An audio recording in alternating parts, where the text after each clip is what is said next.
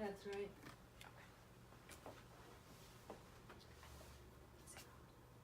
So welcome everyone to the importance of the arts and education and holiday card painting. Thank you for coming. As you all know, this is part of the Cottage School, and we do a series of workshops throughout the year. This is one that we do every year, and this year it's being hosted by myself, Liza Scher, and Laura Soulages, the director of the Cottage School.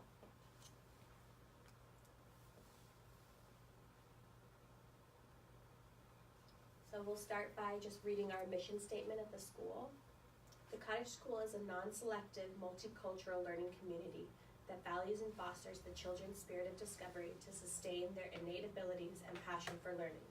We create a non-competitive environment where creativity and the joy for learning are nurtured.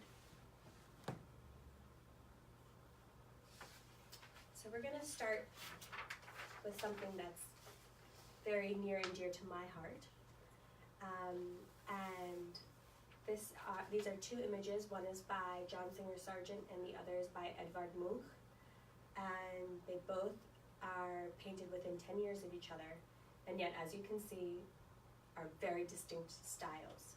So at the beginning of the 20th century, a cultural renaissance took place, and at its core was the reevaluation of the notion that art, specifically what was considered good art, could be measured by its likeness to reality.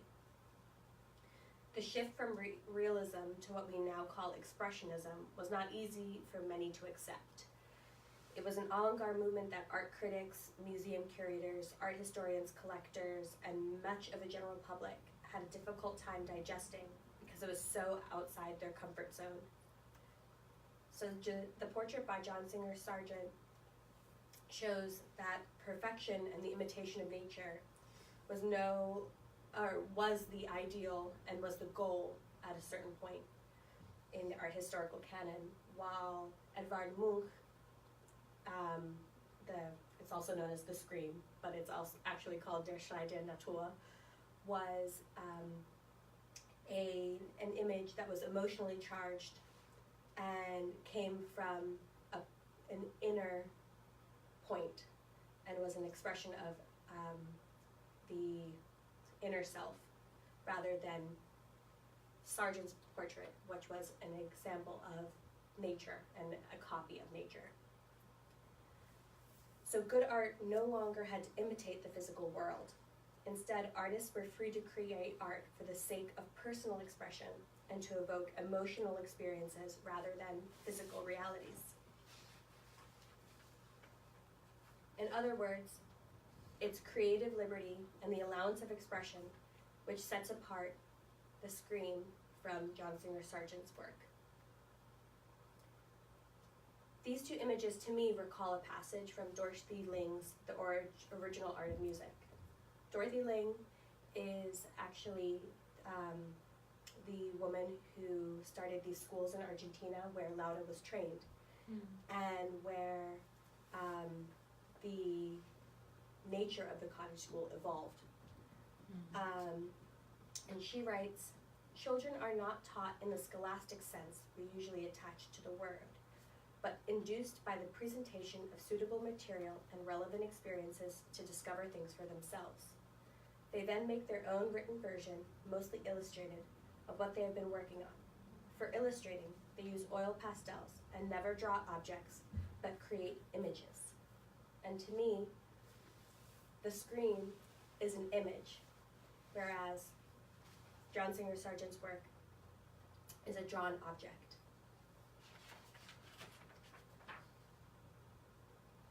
So that leads us to the idea of creativity.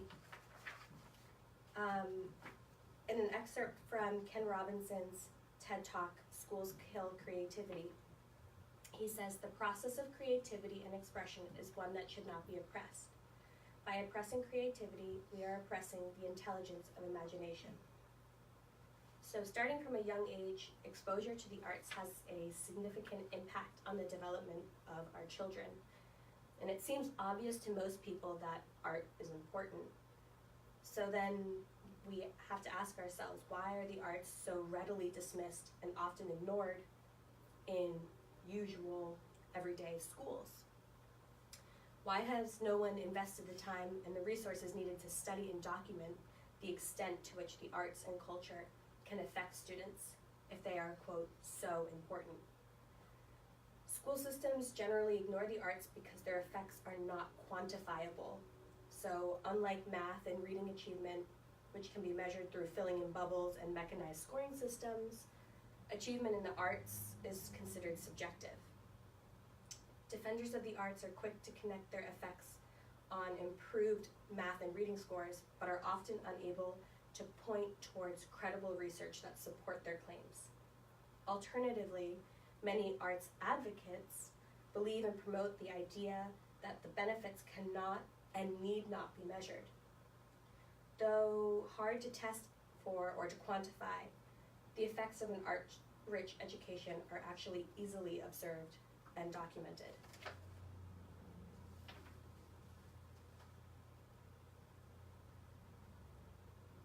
Which leads us to ask, how do we define the arts in education? I don't know if anybody has any ideas that they want to throw out how they define the arts in education. So far, all we know is the arts through Cottage School, which I love, in that there's a lot of no one's directing you how to do the art. The kids all self-directed. Other than that, you give them the medium, the pastels or the paint, and then from there they just get to have fun with it. So I know so many kids that get kind of fatigued by art. They're like, it's sort of like a chore for them because the schools make it almost like a chore or another task. Versus here, I feel like Will and Max really get a chance to just appreciate art for art's sake and sort of relaxing and therapeutic for them. Yeah. But part of the training of the teachers is to make sure that they're not going to interfere. And believe it or not, that sounds like very easy. But the tendency for anyone that comes to the school, that is new to the school, is to sit down with a child and show them how to draw a house, how to draw a cow, how to draw whatever, or even start engaging into a whole dialogue that takes the child from the center of himself or herself, where the creativity comes from. So we have to, the whole training is based on making sure that the adult that is with the children doesn't interfere at all, actually, except for giving the supplies that the child needs. And it's easy, but it's not simple. That's true. And Like many things we do here. Even in art schools now, people are so quick to just put something in front of you and say, draw this, or like a still life, for instance. And how boring is that? yeah, exactly. And imagine doing that for children. It's something that is considered technical as opposed to something that is considered a creative expression. So there's really no room for that personal expression in most schools because they're teaching just the technicality of it instead of the emotional and the other aspects that connect it. So the reason why we brought some paragraphs from Dorothy Ling's book, which is called The Original Art of Music, she was a musician, is because in my experience from what I saw in schools in Argentina and here too when I did training here with Waldorf or Montessori schools, is that the difference with the schools there is that Dorothy really, I think without even planning it, but having the goal in mind, not just Dorothy, but she had two students with her. Nellie Pearson was one of them who sings in the CD that we offer here. She was my professor too. They had this goal of setting up an education that was going to keep the creativity in the child alive, because we are all born creative, and then somehow the system or whatever happens in your life in general will determine if you use your creativity or if you don't use it anymore. And so with that, many people think that you have to be an artist to create, right? And at the school we sustain that everybody can paint, everybody can sing, everybody can dance, everybody can write a poem. We have the children writing poems or transform the cooking into an art, right? And that, I think it was the most important achievement, I will say, although in the schools in Argentina they don't want to call it achievement because it was not set like a plan. They didn't know if they could arrive there, but after 50 years and students going from since they are 3 years old until all the way to high school, you can see when they graduate that somehow the school was able to keep that creativity alive, and that's very, very unique, I think. So that was a discovery that I think is very relevant for the education in general, because we do have the arts present in everything we do. More generally, I think we can categorize the arts in some basic groups. So you have visual arts, you have literature, or specifically poetry, music, drama, and traditional dance. All of which we incorporate into our curriculum here, and many of which are being eliminated in curriculums elsewhere. Or even cursive writing. Yeah. Kids learn how to write cursive, and it is an art. And we used to have Japanese calligraphy, which is an art. And definitely. so We should bring that back. Mhm. We should bring that we back. should bring Kuniko if you're listening. Come back. She's in New Zealand though. Oh, wow.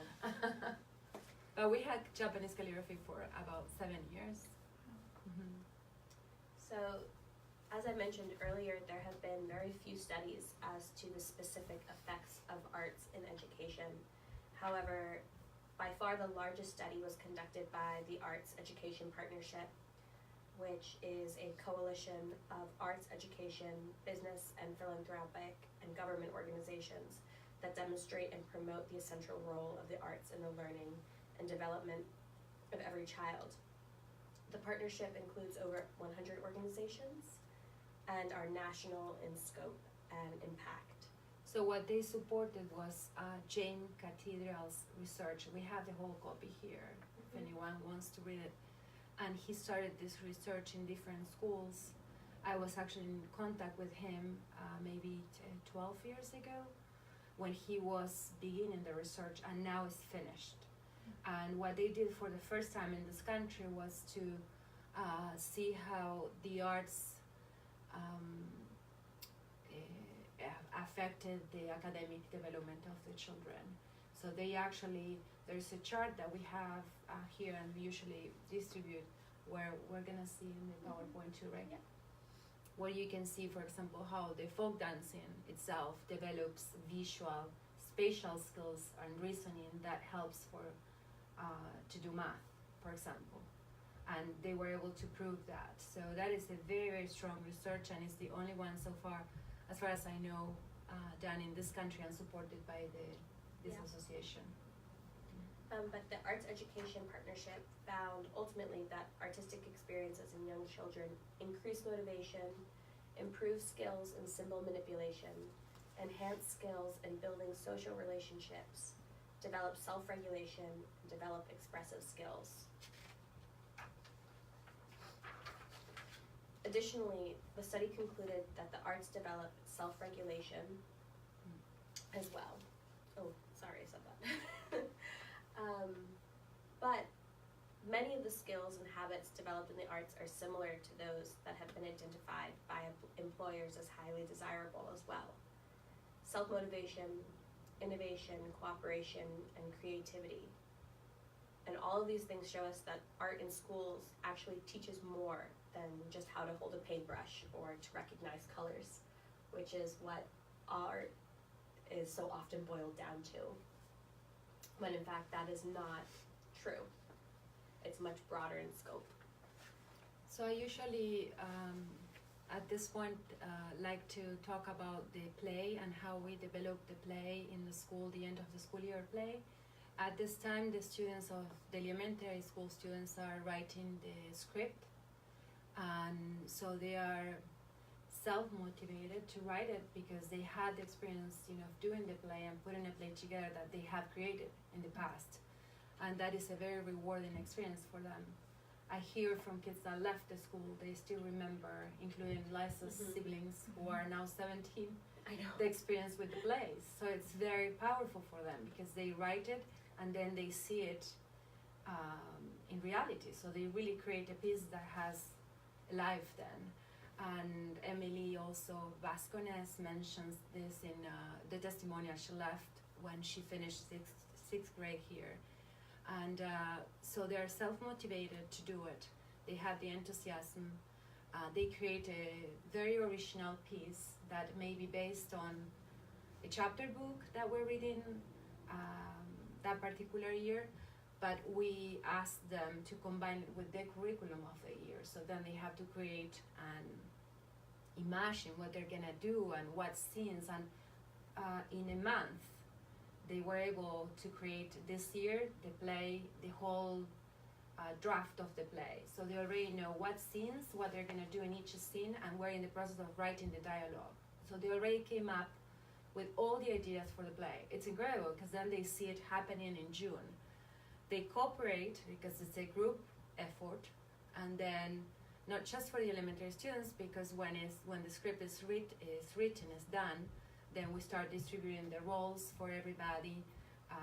We ask the students actually what they would like to do in the play, and they can give us like 2 or 3 options, and then we see how we can put it all together.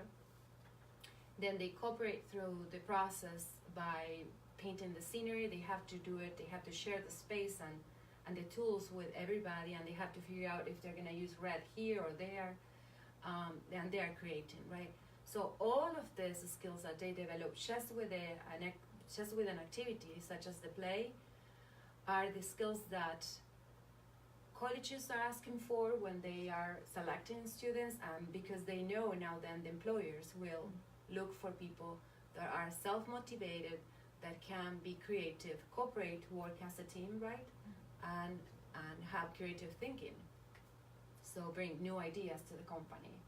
And unfortunately, most of the schools are not really focused on this as a goal in education, which is what we're gonna need more and more in the future.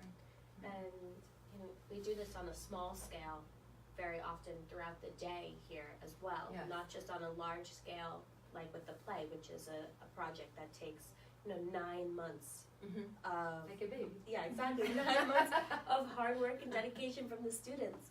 But even something as small as creating your own game, which they do in class time. I mean, Group 4 is actually working right now on a game with Milo upstairs during natural science class, where they are taking elements from their curriculum and creating their own questions and their own game board. So, and there's such an enthusiasm to do that, and they actually asked to do it because they had done it previously, and it was so rewarding, such a rewarding experience. Last year they created one with planets. Yeah. So they have to answer questions before they can move to the next planet. Yeah. Because we started the universe right at the beginning of the year, so they created that. And this year it's the continents, so they're going from continent to continent, and on each continent there are questions that the kids write themselves. They write the answers on the other side of the note cards, and they design their whole game board together. So it's this element of innovation as well, because they are the ones that are imagining and creating. Then you have cooperation as well, because they're working together to create this one game. They're working together to create the questions, to design their continents, and to space it out on a larger piece of paper. And that moment when they finally get to play the game is such an incredible experience, and that's really the moment of creation, I think. So creativity can be present in any activity you do, any activity. I always mention that one time we ran out of cups for water during lunchtime. It was a few years ago, and we were very much that year into origami. Every year is different, so that year was like origami all the time. One of the students said, no problem, we'll make them. So he made a cone, actually, basically, right? And then we made cones, and kids had the water with cones. So they don't run out of ideas, for sure. And all of this is related to Bloom's taxonomy of learning, which might sound a little intimidating at first, but it's actually everything that we've been talking about.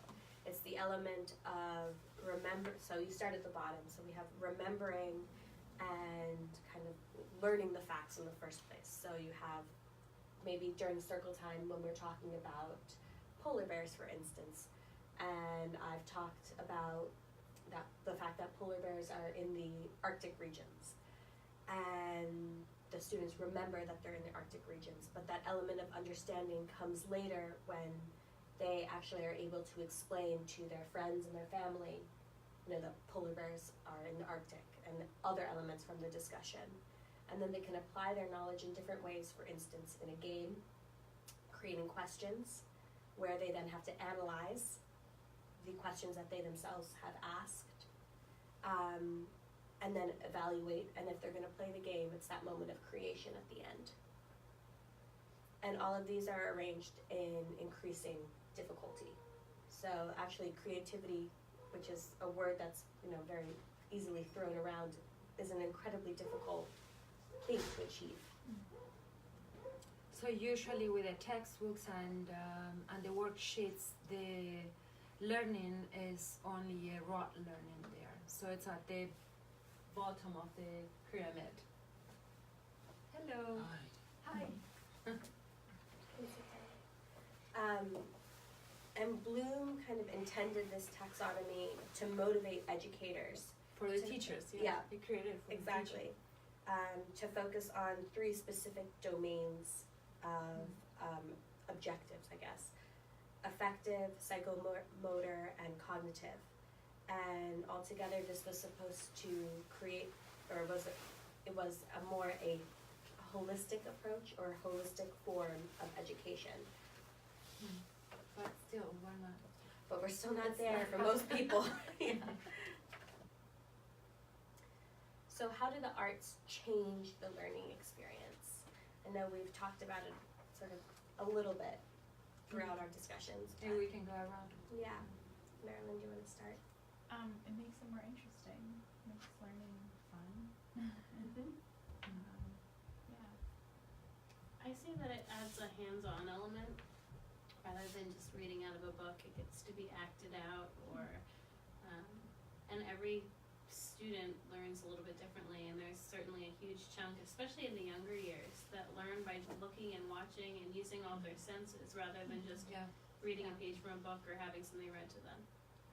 Totally. Imagine the comprehension a child has when you do the Wizard of Oz and you put it all together. We did the scientific version of the Wizard of Oz, right? But when they can put it all together with body and soul, basically, they will never forget that experience. I don't think so. And we are getting the feedback now of the alumni that says, they remember that experience, they remember the folk dancing things where they use all the senses, like you said. That's super important. Yeah.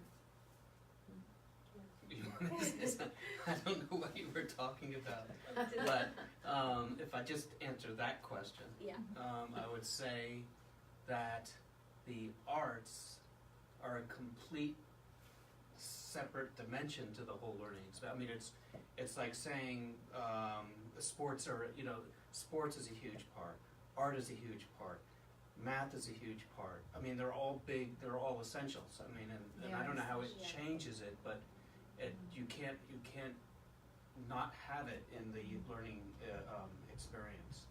I mean, it is like one whole side of the brain, they say. So that's right. Yeah.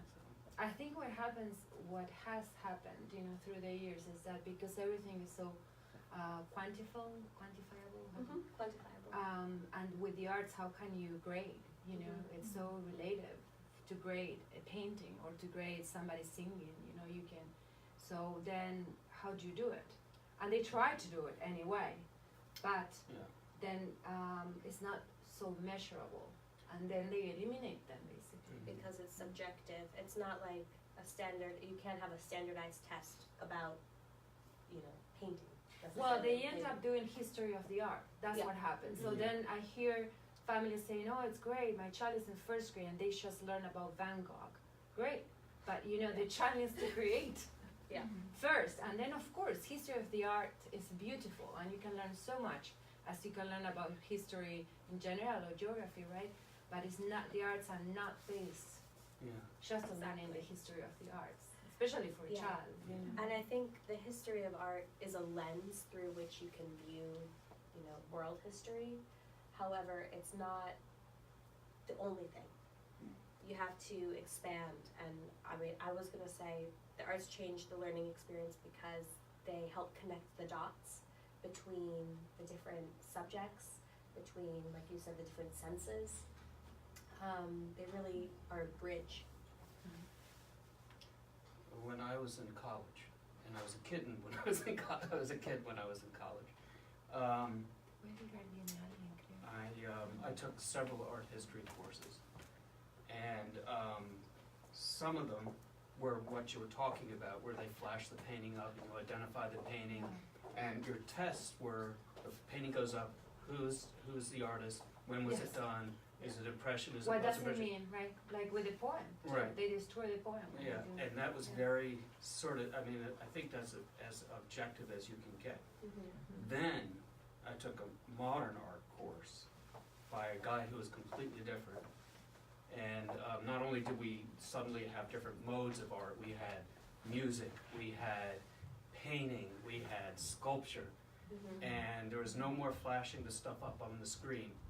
Your test grade, your grade was based on several papers of going to a museum or someplace and looking at a painting and writing a 10-page paper on that painting. And nothing objective, nothing about the time frame, nothing about what style it was or anything, but how you felt about that painting. The hardest thing I've ever done in my life. And that is actually a great exercise, but look Yeah. at that. You are, you know, it's a little different of an approach, but still you're not creating the painting. Correct. And so yeah. we were talking about how we believe in the school that everybody can paint, everybody can sing, everybody can dance. You know, if you're not doing it for a living, that they have to choose the best singer, you know, to be on Broadway or whatever. Everybody should, because it's actually healing. I think the arts are healing.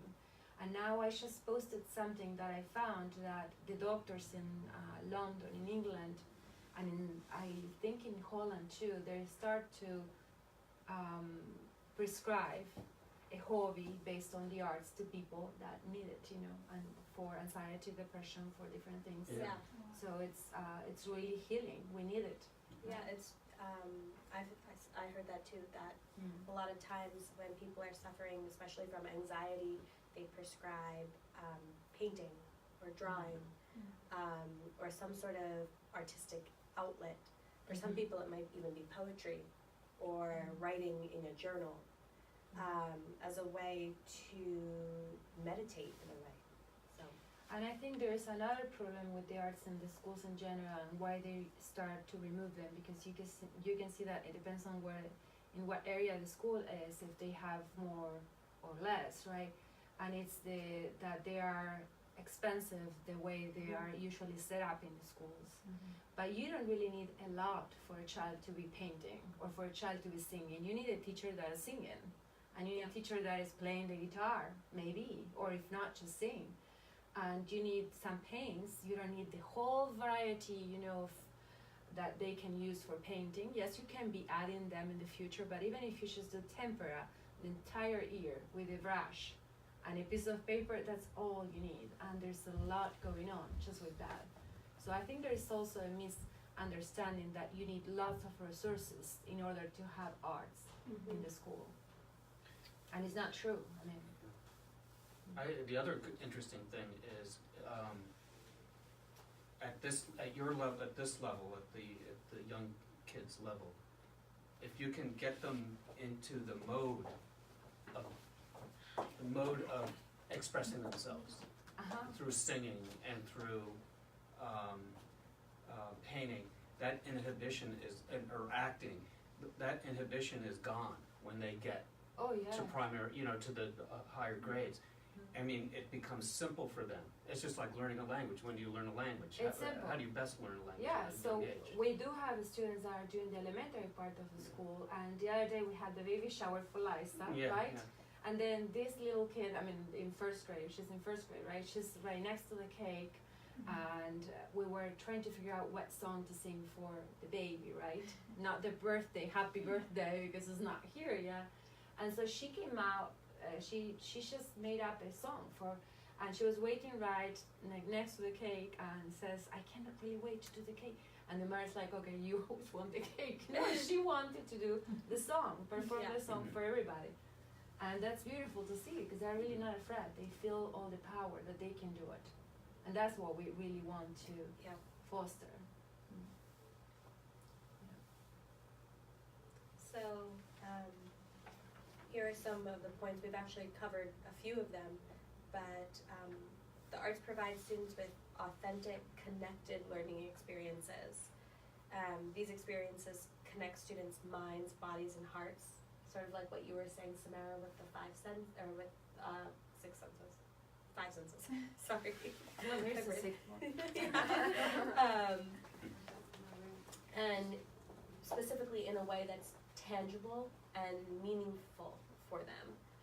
And in a traditional classroom, students are often limited to focusing on a particular skill and a particular talent.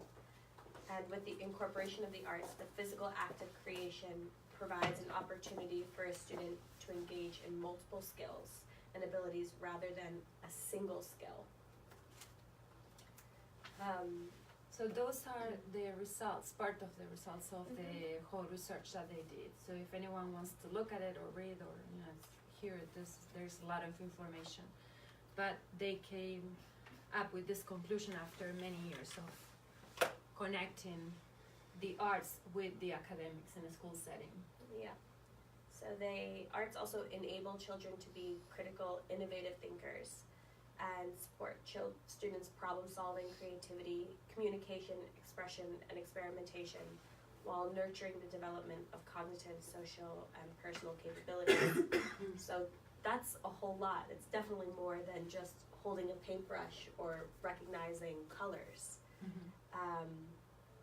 Students who learn in and through the arts become their own critics, specifically, and they're not bound to the ideas and the standards set by others, but can actually self-evaluate. And the consequence of that is that students are motivated to learn not just for results, but for the learning experience. So the arts also bridge gaps, and they help reach students that are not otherwise being reached, and help connect students to themselves and to their peers. I think someone, I can't remember who mentioned that, not all students learn the same way. And the arts provide another entry point for those students to connect with academics in a different way, or connect with their peers. And this so-called arts connection functions on multiple levels, so social and personal. And creating art is a personal experience because you have to draw upon personal resources to generate a result.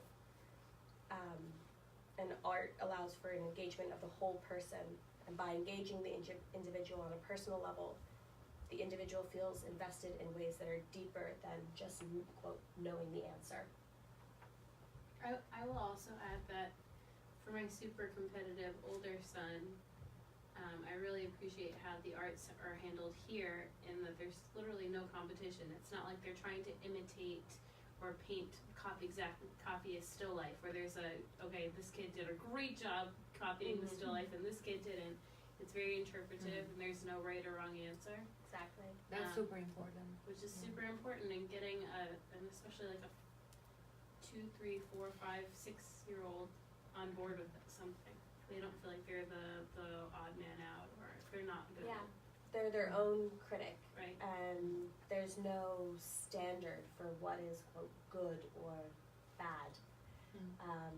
They're able to assess their own work, which is something that really people are lacking nowadays, and it's a very difficult skill to learn, and a lot of people don't learn it until they're much, much older. But if you have that basis now, I think it also facilitates the confidence within yourself. And Well, we ask them to try their best in every activity, Yeah. right? Either when they're coloring or writing, or when they're sweeping the floor, washing the table. If we see they can do a little more, that's why it's important the guide of the teacher there. So then we are alert on, we get to know the kids because it's a small school, but then we are alert on telling them if they need to do a little bit more, because the tendency also is to, usually when they start, especially if they come when they're 3 or 4 years old and they come from somewhere else, they will get a piece of paper like everybody else and then maybe do a scribble scrabble, which is great, but then stop, right?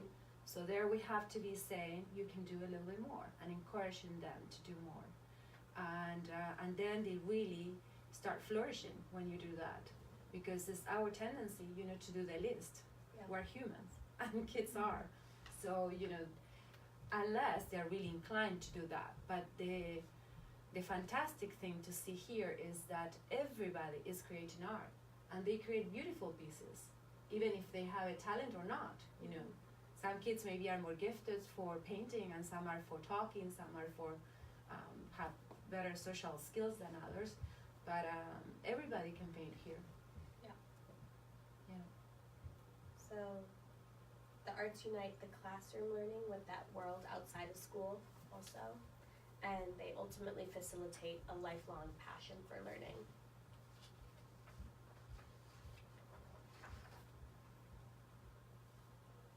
So some of the effects of learning in arts on academic and social skills. The visual arts specifically relate to content and organization of writing, drawing, and reading readiness. Music contributes to spatial reasoning, fundamental to understanding and using mathematical ideas and concepts. Drama, story comprehension, increased peer interaction, conflict resolution skills, concentrated thought, engagement. Traditional dance, spatial reasoning, self-confidence, persistence, reading skills, nonverbal reasoning, appreciation of group social development, social tolerance. In an arts-rich school environment, creativity, engagement / attendance, motivation to learn, range of personal and social developments, and higher order thinking skills.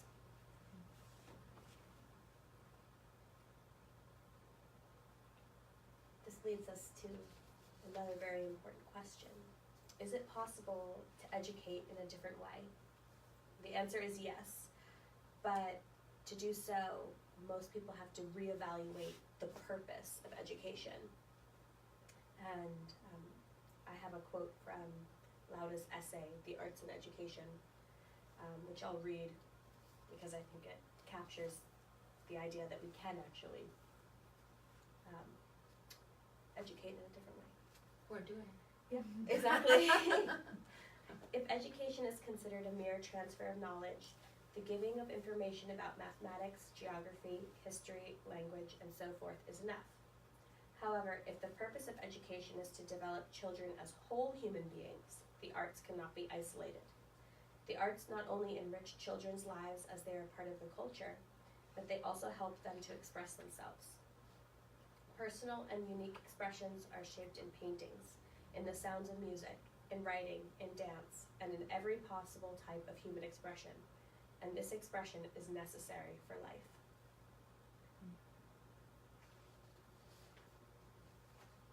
Somebody came to the open house on Wednesday, and she drove from Princeton, and she thought it was gonna be closer, and then she realized it's more than an hour. So she was very happy to have found the school, but devastated that it was so far. She has 4 daughters. One is in the public school, but she can sense that there's something not right? She couldn't express everything, but she said, okay, this is what I've been looking for. I also have been involved in the public school there, and I see that I cannot really change things that are, there are public schools and also some private schools are so big and are so into that rhythm and that system that doesn't value many things that we do value here, that it's really difficult and impossible, I would say, to change. Yeah. You have to start from new, and that's why we started here. So I told her, just start something. Because she's far, she said I will have to move, but her daughter is in 5th grade, right? So it's hard because the last 2 years they are 3. So she will see what she does, but it's really, I think, the change can come from having small different experiences that then grow with the time. Yeah, the arts, like especially here, allow us to create a degree of personalization in education that is impossible to achieve at any large scale school. And especially with knowing that every student is different, every learning style is different, every student's interests are different. If you have the arts as an entry point and incorporate it into every academic area, you really allow room for every student to flourish. And that's something that is so crucial because you want your students to love learning and to love everything that they're doing, because that's how you create that kind of holistic idea of education as well. So, Is that the last one? yeah, almost. At the Cottage School, well, we talked about this just now, but we integrate arts and academics in all traditional subjects. We honor creativity in all subjects of learning, building confidence in students by allowing mistakes as a valid way to learn. And we provide daily free playtime that develops imagination. And we are going to talk about the power of play or the importance of play in education too on Monday at 9:30. That is also another fundamental in school. So actually, I was going to talk about the play in this section, but we've already talked about the play. Okay.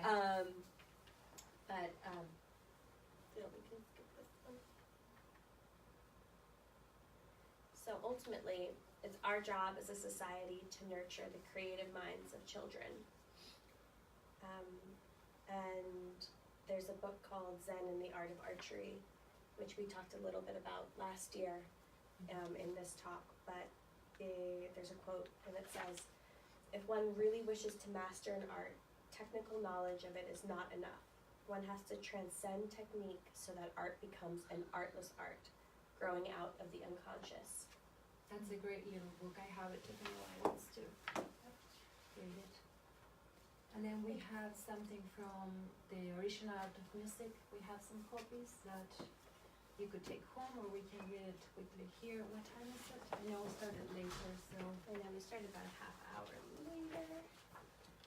Oh, we've missed too much. No, you didn't. Barreling down the highway. Where were you? Oh, hi, good mom. So perhaps we can go around and just read one paragraph each or something like that. Sure. And then we can go into painting, because this is related to when we go to paint. We always say, okay, remember, we have some images there because we're adults and sometimes we need that reference. You don't have to use them. So this is from the chapter that is called The Nature of Art in the Original Art of Music. We have many copies here that Jana Van Moore, her daughter, gave to us. Music is recognized as one of the modes of expression of art. Where did this term art come from? What is understood by art? It has come down to us across the centuries, bringing with it so many contradictory implications, confessed or not, that today it is not easy task to discern what is true and what is false. An inquiry is therefore necessary. Out of the jungle of possible present-day testimonies, we will choose that of Susan Langer, The Problems of Art. Art is not a late addition to civilized life, a flowering of highly developed cultures, but something that is born during the first appearance and primitive stages of cultures. It is something that has often surpassed all other elements in achieving mature character and technical capacity. Cultures arise with the development of individual, social, and religious sentiment, for which art is the perfect instrument. I'm gonna have to skip mine since I don't have any classes. I It got too small. No, it's not me, it's me. I can read for you. You can read, that. yeah, Let's it's do the this, next it's one. the art is the Yeah, I don't know if I got product any of, of it. otherwise I'm like, Art is the product of that spontaneous institution, which is only given us in that state of ingenuous innocence, which by its very nature excludes reflection, and to which only those who are still below it, or already above it, those who have not yet reached it, like the child and members of traditional societies, or those who have left it behind them, can have access. Art simply presents forms which are often intangible to the imagination. The imagination is probably the oldest typically human mental trait. Older than discursive reason, it is probably the common source of dream, reason, religion, and all true observation. It is this primitive human power that engenders the arts and is at the same time affected by its products.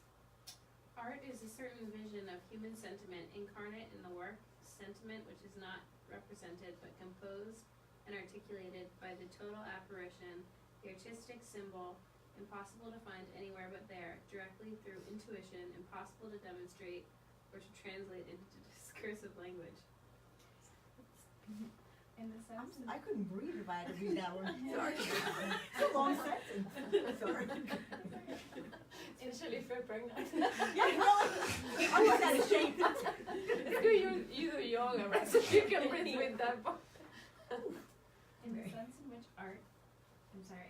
which an artist speaks of significant form or excessive form, it is not an abstracted form, but an apparition, and the vital processes of meaning and emotion that good art expresses, for whoever is capable of perceiving them, seem to be directly contained in the work, not symbolized, but really represented. The congruence is so impressive that symbol and meaning seem to constitute a single reality. In the same way, the balanced forms, colors, lines, and masses in good painting, sculpture, and architecture have the aspect of emotions, vital tensions, and their resolutions. They present us with forms for living. And I do have this book too if anyone wants to borrow it. It's a beautiful book and it's out of print, so but I got it. Let us turn now to the Eskimos, contemporary members of a traditional society as seen by Edmund Carpenter in Eskimo. In the Eskimo language, there exists no word for art or artist. Art is everything well made, and artist is any Eskimo. The Eskimo makes no distinction between utilitarian and decorative objects. They simply say, the things that man makes must be well made. My use of the words art and artist is strictly Occidental. By art I mean objects that an Occidental critic would consider artistic. Artist is any Eskimo. Carving, like singing, is not something invented. When you feel a song within you, you sing it. When you feel a form emerge from the ivory, you liberate it. Whilst the carver holds the virgin ivory loosely in his hand, turning it round and round, he murmurs, "Who are you? Who is hiding there?" And then he exclaims, "Ah, it is a seal."